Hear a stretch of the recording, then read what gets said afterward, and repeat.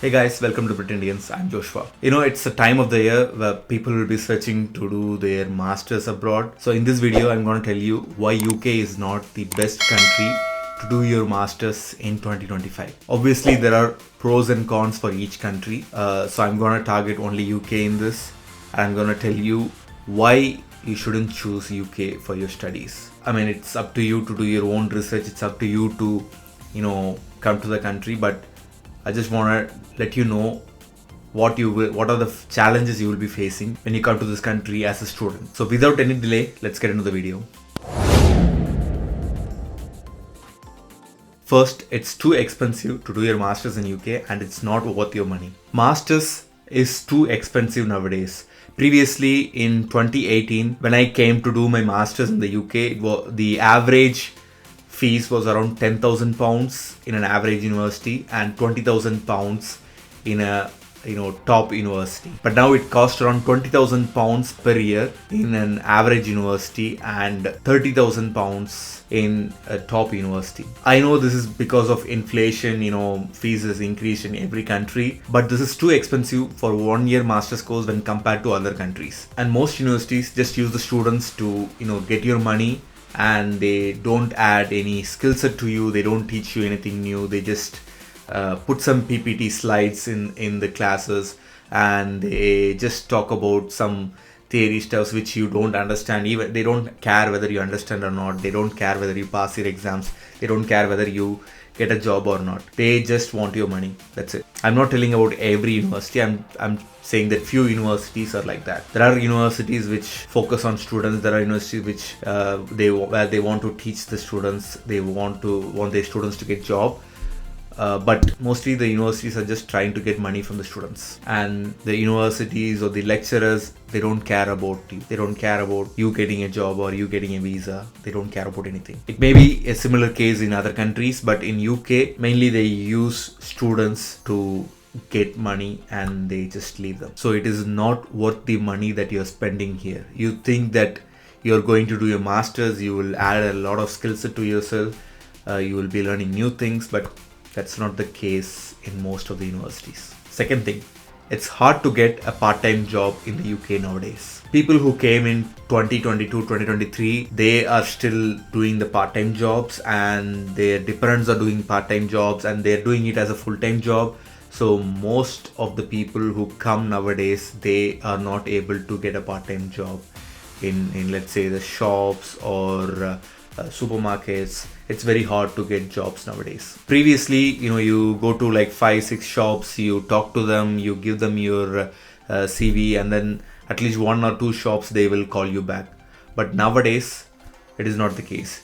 Even for part-time job, you have to apply at least 100 jobs in order to get one job for you. Previously it takes around 1 month to get a job. Now it's taking around 3 to 4 months for a person to get a part-time job in the UK. Third, it's very hard to get a full-time job in the UK. As I said earlier, students or dependents who are coming here, they tend to stay in their part-time jobs and they are doing it as a full-time job because they don't get full-time jobs in their field of interest. For example, if you have studied food technology or digital marketing or management courses, people are not getting full-time jobs here. You can see hundreds of jobs, 200 jobs on LinkedIn, on Indeed or any other platform.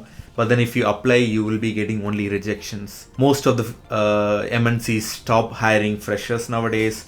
So if you are having no experience, you just forget about getting a full-time job in the UK. You need to apply for at least 300 jobs in order to get, at least 3 or 4 interviews. And when you say you require sponsorship or you require you have a graduate visa, they just don't want to take you. They just want to take people who have long-term visa, or maybe they are staying here in this country as a local. Which brings to the next most important thing, which is very hard to get a skilled worker visa in the country. As per statistics, only 11% of the students switched from student visa to skilled worker visa. So remaining 89% of the students left the country. Obviously, the number has increased from 2018, 2019, where it was only 1%, 2%. Now it came to 11%, but still it's not enough. most of the students just return back to India. They are not able to complete their student loans. They are not able to repay their student loans. They just go back to India. They have this whole dream of coming to abroad, doing the masters, and learning nothing from the university. No support from professors, no support from the university careers team, and then they just do their part time as a full time, and they try for jobs, getting lot of rejection, stressed, cost of living is increasing, and they're not able to cope up with it, and they spend all the money that they earn in the part time on just living, trying to survive in the UK. And then finally, after 2 years of graduate visa, they just have to return to their home country. The main reason nowadays the companies are giving is the salary threshold, because the UK government has increased the salary threshold for skilled worker visa, which makes it tough for companies to sponsor you, and they also going to increase the certificate of sponsorship fees from previously it was around 200-250 pounds, and now they're going to increase it to 500, which is double the times. And then they are going to increase the IHS fees, and also they're going to increase the immigration skills surcharge. So there's a lot of cost involved in sponsoring a person, which the companies are not ready to do nowadays. I can see LinkedIn's filled with people's posts saying that they have only 2 months left in the visa, 5 months left in their visa, or 1 month left in their visa, and we have these skill sets, we are trying to get these kind of roles, help us sponsor, help give us a visa, help us to stay in this country, and all those kind of LinkedIn posts. But then it is not enough, because companies don't really care. They just don't want to sponsor you. They have local people here who has the same skill set, who has more experience than you, and they just go and hire those people.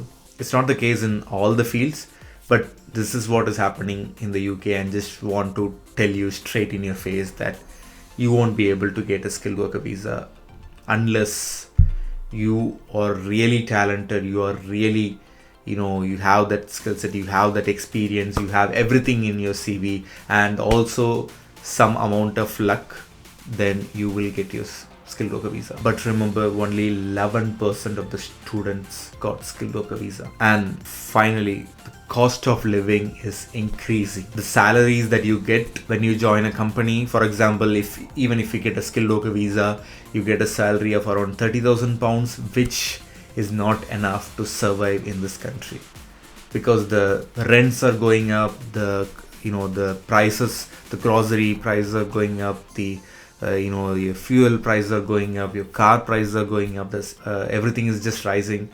It's the same case in every country, but UK it's really more expensive.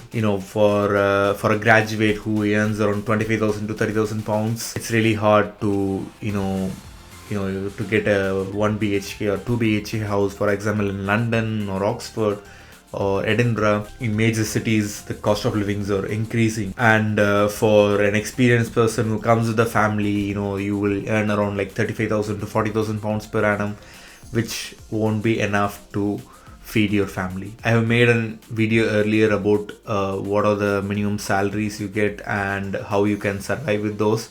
You can click the link above and watch the video. But overall, if you see the return on investment, for example, you're spending around 50,000 pounds in the country for a 1-year master's, because the fees is around like 20 to 30,000 pounds, and then you have like your living expenses, and then your graduate visa, your student visa, your flights, everything. You spend around 50,000 pounds in 1 year. And what is the return on investment? It's nothing. You end up in a job which pays 30,000 pounds, which is, after tax, you will get only around like 25,000 pounds in your hand. That's nothing. There is no return on investment. It's literally very minimum. I'm not saying that you shouldn't come to the country, but I'm saying these are the reasons why UK is not the best country to study in 2025. You can have your reasons for selecting UK. I'm not going to deny that. You would have seen, compared with other countries, you would have compared courses in other countries. Maybe this may be affordable for you, or this is the easiest way to move abroad, or this is the easiest university that you got, or this is the one where your family may be living in UK, you want to come to UK, or whatever may be your reasons. I'm not gonna comment on those. But these are the main challenges you will be facing, and these are the main reasons that I say that UK is not the best country to study in 2025. You can ask me, you are still in the country, you studied in the country, why shouldn't we come and study? I mean, I did my master's in 28, which is around like 7 years back, and it was totally different scenario at the time. But it is not the case nowadays. You have more people coming in. You have around like 2 lakh people coming to UK every year. And there's people who came in 2022, 2023, they are still staying in the UK. And there's, if you see for Yoko, more than 6 to 7 lakh people who are just in the country searching for jobs. It's not a big country, it's a small country. Think about it. I hope this video helped you make a good decision. We'll see you in next video. If you like the video, hit the like button, share the video and subscribe to the channel. We'll meet in next video. Until then, goodbye, cheers.